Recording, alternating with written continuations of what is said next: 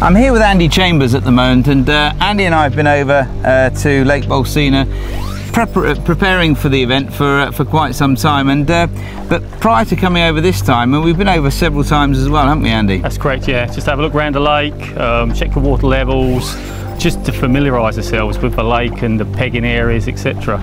And in terms of the size, I mean, how would you explain the size and the scale of this lake?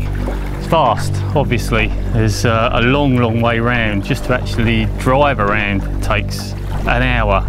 So walking it and looking at the pegs just takes for ages. I think I took about 3 days this week just walking around, familiarising ourselves with the pegging. Well, I know for sure we did over 1,000 miles just driving around in one of the previous trips, actually just checking out all the entrances. And right, yeah. It's a maze. Just the entrances, because there's so many entrances, and most of them we end up with a locked gate at the end, which makes it difficult. But in terms of the different types of pegging here, I mean, the different swims, I mean, how do you think, you know, if you were competing in this event, you would feel if you had a swim like this? I don't think all the swims around the lake, it doesn't matter where they are. The main consideration on this lake is the wind. Wherever the wind blows is where the fish will be. So it doesn't really matter the type of swim, it's following the wind.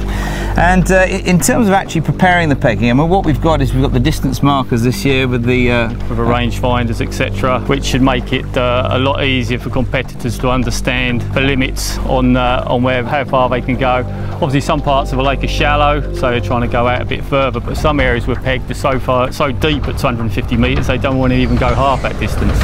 Right, we're now just going to go out on the lake, and we're with Rob Nunn at the moment, who's been putting the distance markers out, so we can give you a proper perspective in terms of the 250 metres, how the distance is being accurately measured with the rangefinder. So we'll get out to the distance, and we'll have a look at the guys on the shore where Andy Chambers is there finishing off or putting the pegs in, and then get Rob to show us the technique with the rangefinder.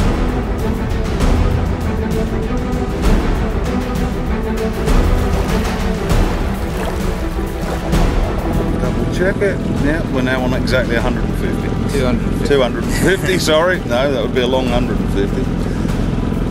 Right, and obviously the next stage is to put the marker out. Okay, Rob's just gone out in the boat with the distance finder, marked out 250 metres from the pegboard, and he's just preparing the marker out there with the weight at 250 metres, so competitors can see the maximum distance they can fish.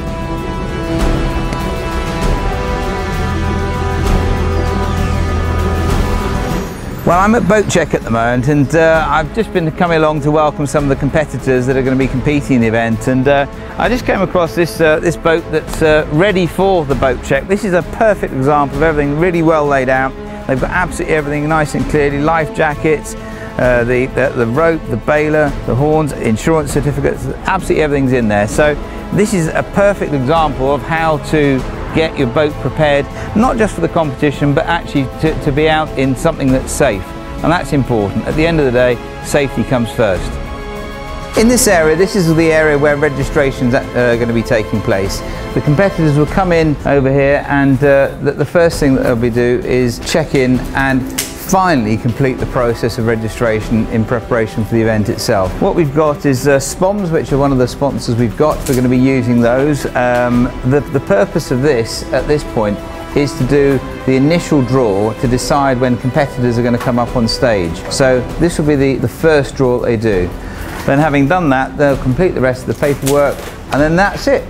Party time. They can relax then and enjoy themselves until the all-important peg draw, which will take place on Sunday.